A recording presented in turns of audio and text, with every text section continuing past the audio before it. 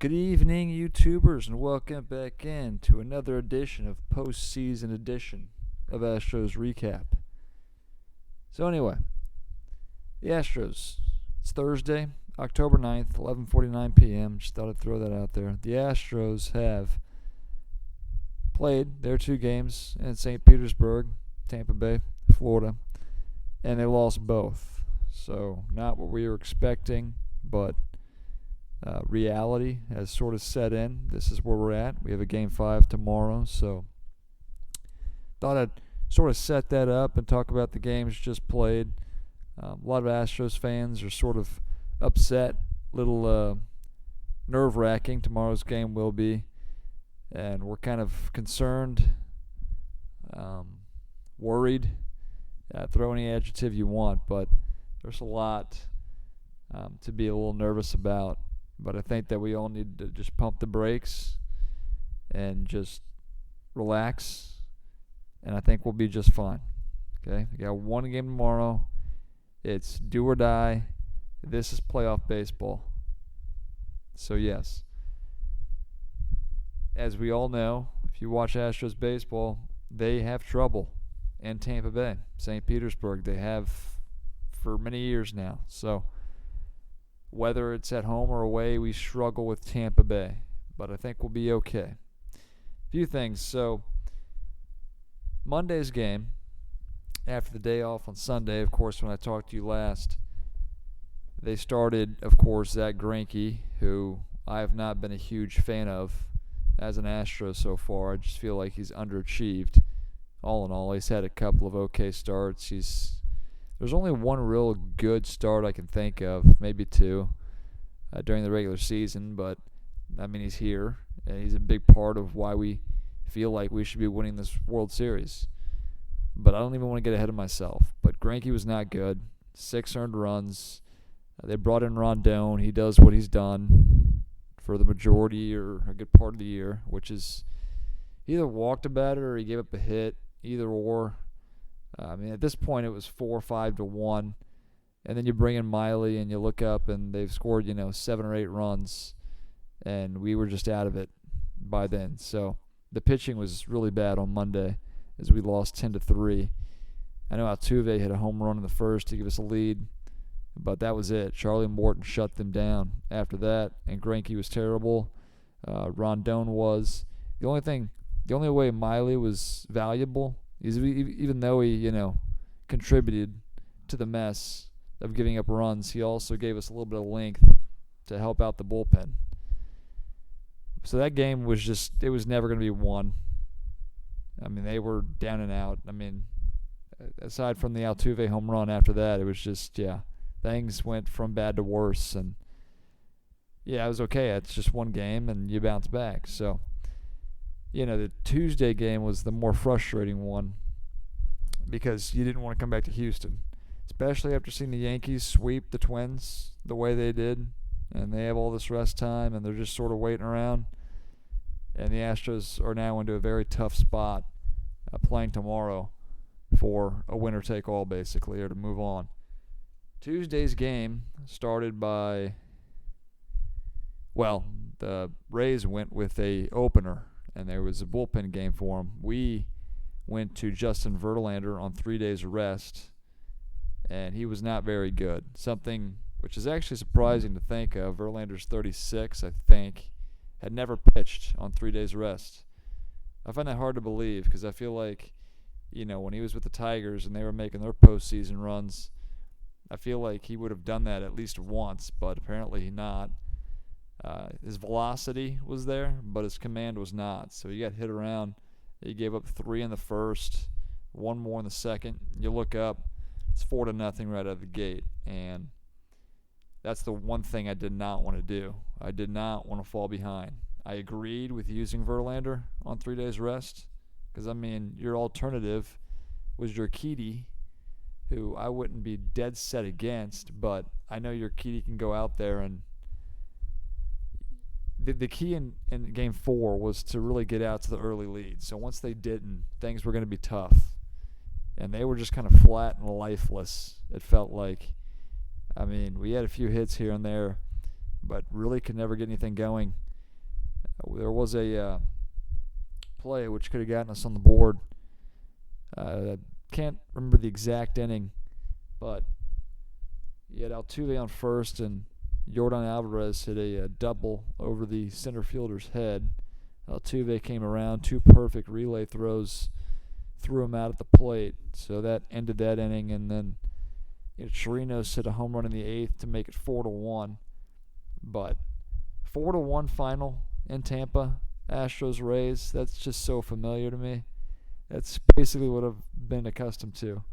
I feel like we play sort of close games. They're sort of low scoring. We don't necessarily give up a ton of runs, but we end up losing. That type of game is just what you'd expect in Tampa Bay. In late March, when they opened their season in Tampa Bay, those were the games. It was like 3-1, 4-2, 4-2. It just, that's the game you expect. 10-3, no, not really. But our pitching was just awful all throughout. The bullpen yesterday was actually good. After Verlander, who only went like a 4 1/3, he might have. Let me see here. I got my phone here. I just need to pull this up. So we'll check this out here, but if this will load on me. But so Verlander goes. Let's see here. 3 2/3 of an inning, 7 hits, 4 runs, all of which were earned. Struck out 5, walked 3. Then James pitched a third, Urquidy an inning and 2/3, Presley a third, Joe Smith full inning, and Will Harris, who all gave up no runs. So yeah, I mean, we didn't play well. Give Tampa Bay credit, they did. They played well in their ballpark. Their fans, the ones that showed up, were good. I mean, they didn't pack in a full house, but they were definitely in the 30,000 range. So there's that. But yeah, I mean, I really can't explain our issues in Tampa. I just know it is an issue. That's all I really can say. So we didn't want to get to this point, but like I said, the reality of the situation is you are. And whether you like it or not, you can't worry about how you're in this mess or where you are. You just have to go out there and take care of business. This is playoff baseball. This is why you played for home field advantage, for these situations right here.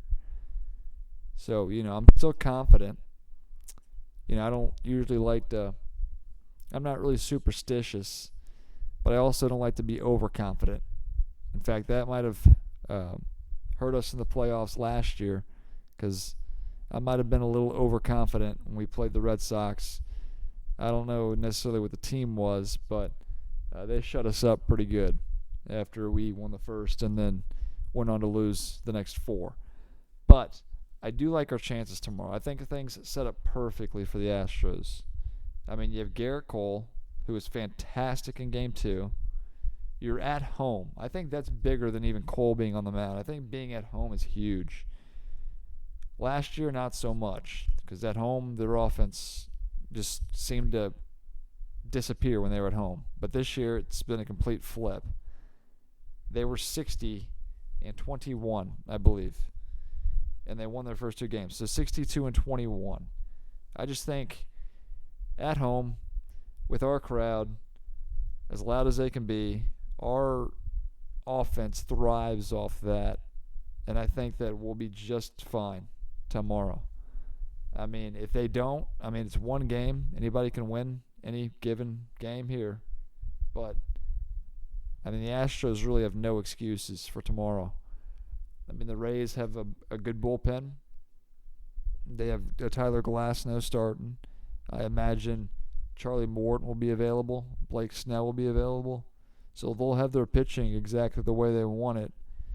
But I just feel like we're going to be just fine tomorrow. Things that, I think about what's the Rays' advantage, you think about this, is the momentum. They have all the momentum right now. The Astros, what they have going for them is home field, Garrett Cole. But I also think that home field, or the momentum I should say, for the Rays can go in the way in a blink of an eye. Right when the Astros take the field, right when that train starts moving, right when the crowd's very loud. The Astros thrive off that. So I feel like they're in a perfect situation. This isn't the situation we wanted to be in. But again, I think this sets up perfectly. So, and again, they could lose. Any team can lose. I mean, the Dodgers lost to the Nationals tonight. They were at home. They had the second best home record of any team. But the Astros, man, this is not what we wanted. But again, it's here. You have to deal with it. I want to get out there tomorrow, and I want to see them play well. I can see the offense breaking out. I can see us getting an early lead. I can see Garrett Cole dominating. So that's the plan. That's the goal. And I see no issues. I just find it very hard to believe. I just can't see the Astros going into Minute Maid Park at home with Garrett Cole and finding a way to blow this game. I can't see that happening. I haven't seen it in the past or lately. I mean, I just think about their losing streaks during the year. All those came out on the road. They came home and they figured things out. So, yeah, I just wanted to say that, but not a whole lot to talk about. Excuse me, I'm losing my voice here, but talked about the games in Tampa Bay, how those sort of shaked out. I mean, nothing. Yeah, I might have mentioned this on the previous podcast on Sunday, but, man, 1 second here.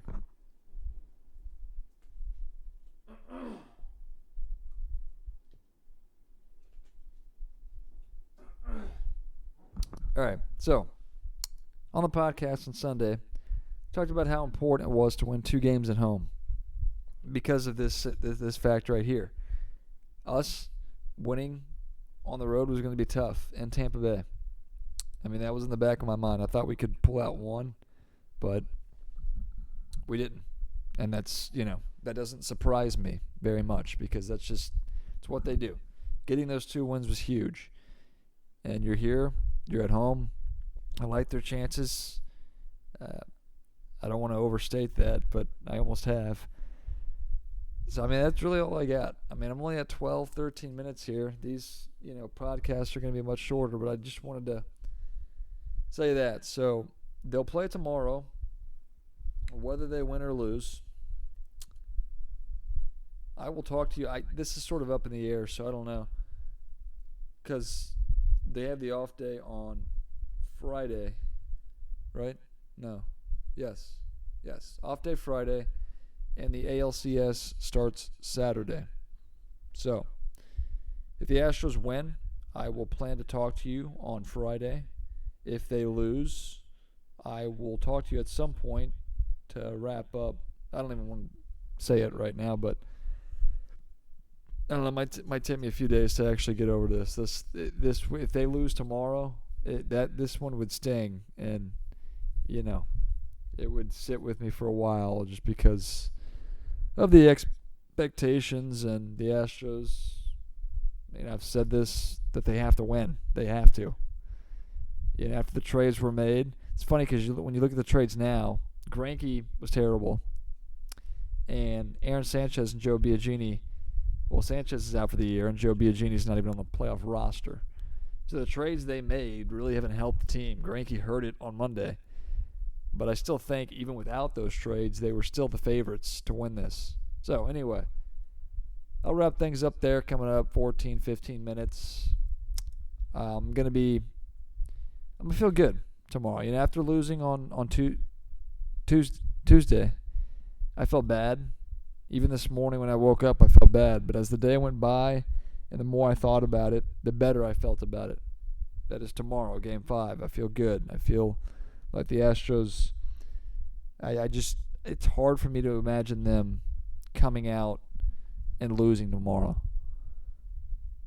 It's hard even for me. And I try to be as unbiased as I possibly can. In fact, I'm more negative on the Astros than anything. So, usually I can go up and down the lineup and pick out a negative in every single player.